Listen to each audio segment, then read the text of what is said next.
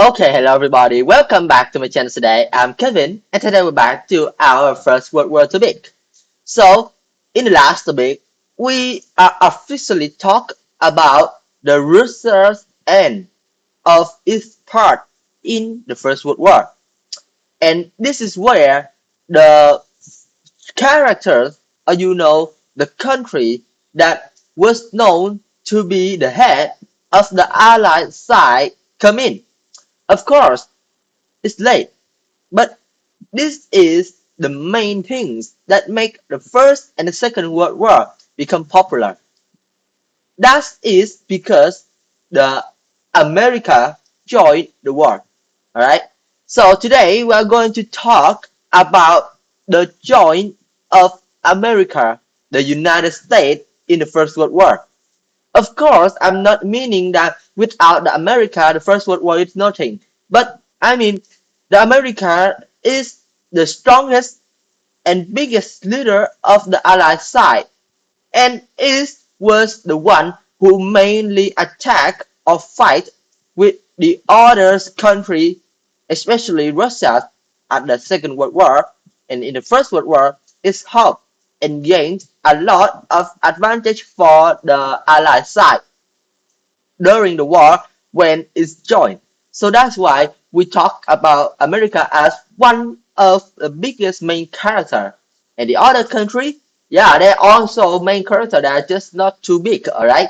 So today we're going to talk about the event that make America president decide to declare war with Germany.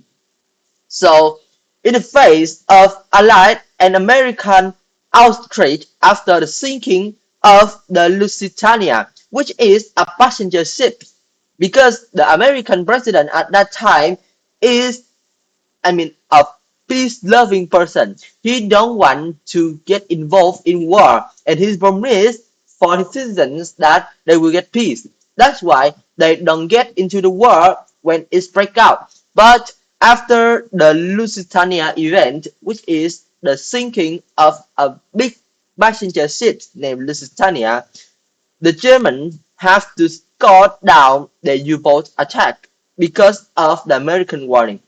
But from February 1917, they began torpedoing all ships that bound to the Allied ports without warning, even when it's the passenger ship.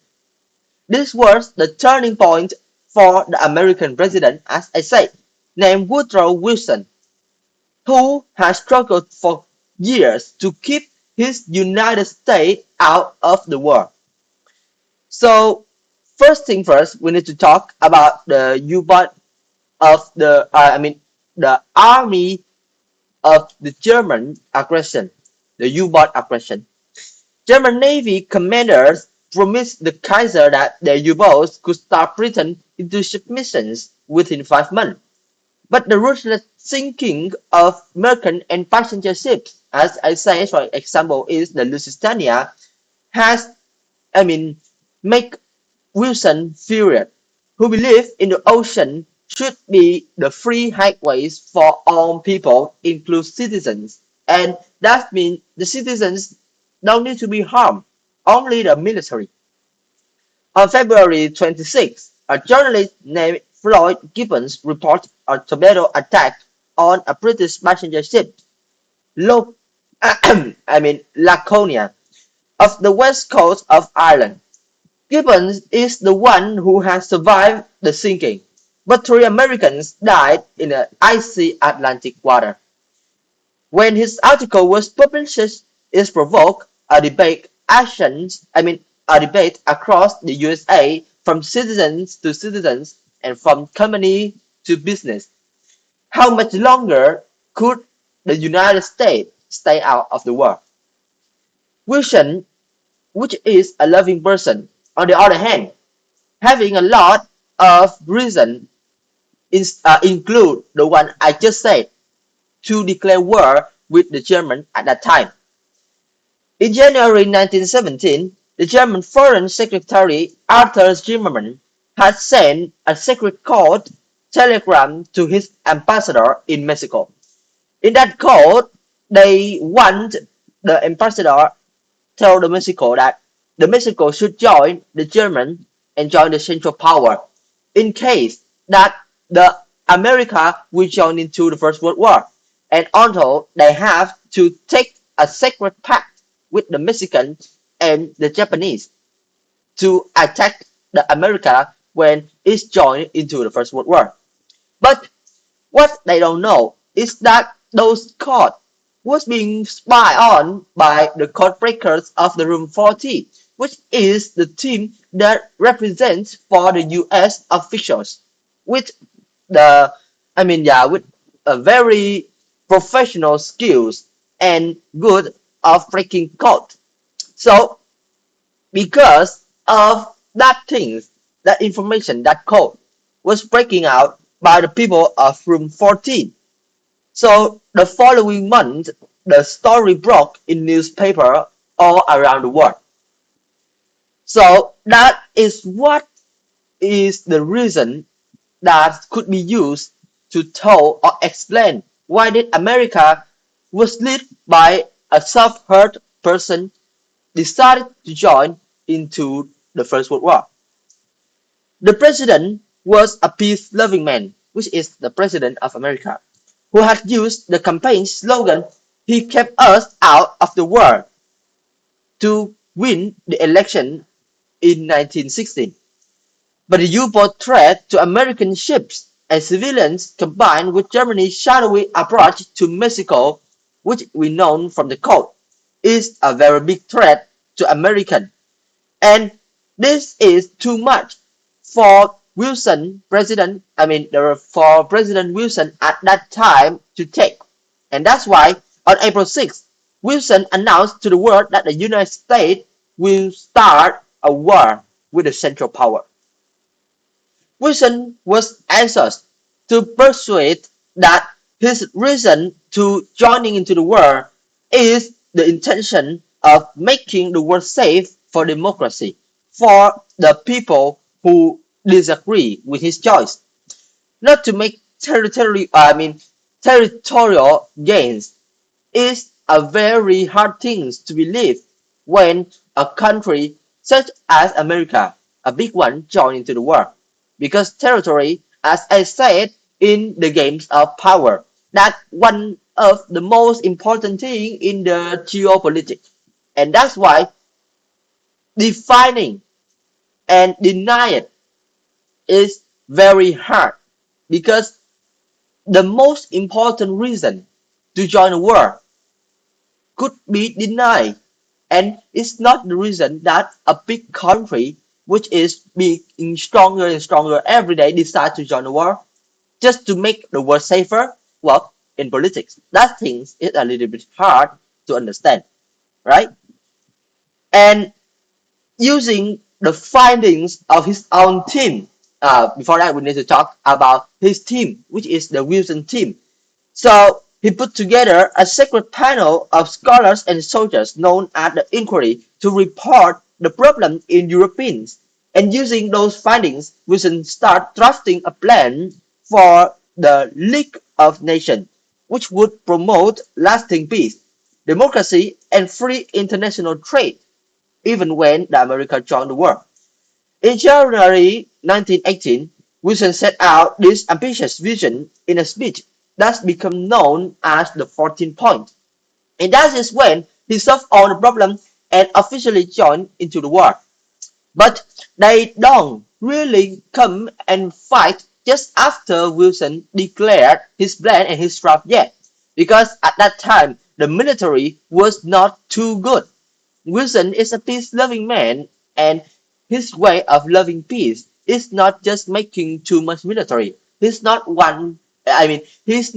being offensive and don't create the destruction power.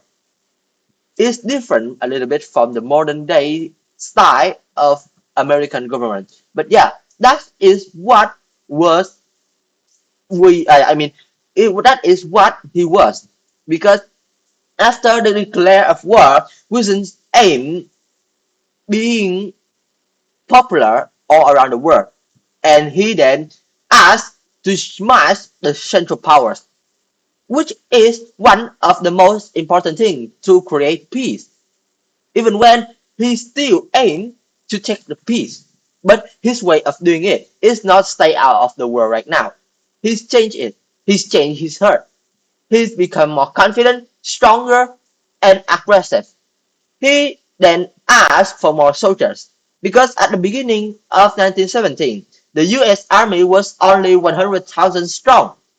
But after they made a huge recruitment drive and the introduction of conscription, which is the tough blame that Wilson gave inside his speech, it would land over 2 million men from Europe before the end of the war, not counting for American.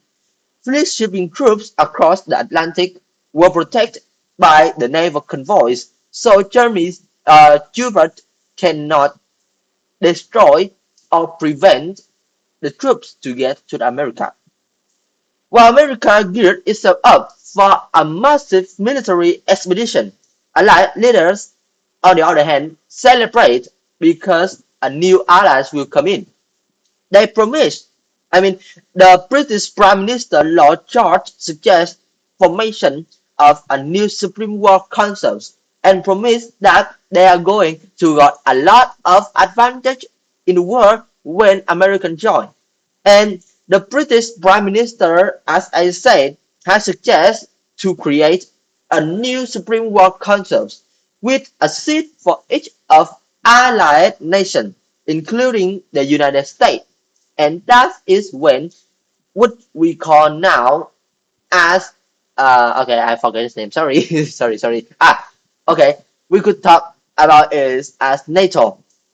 Yeah, the NATO, the ancient form of NATO was created when the America decided to join into the First World War. All right, so that is why when Americans come into the First World War, it's a big hope for the Allies, and it's also something that is very important for all of the events that would be going in the near future of that time. Of course, I don't know how to describe it, but yeah, that's how we spoke it. And sorry because today I phrase and I cannot get my pronunciation clear for you guys.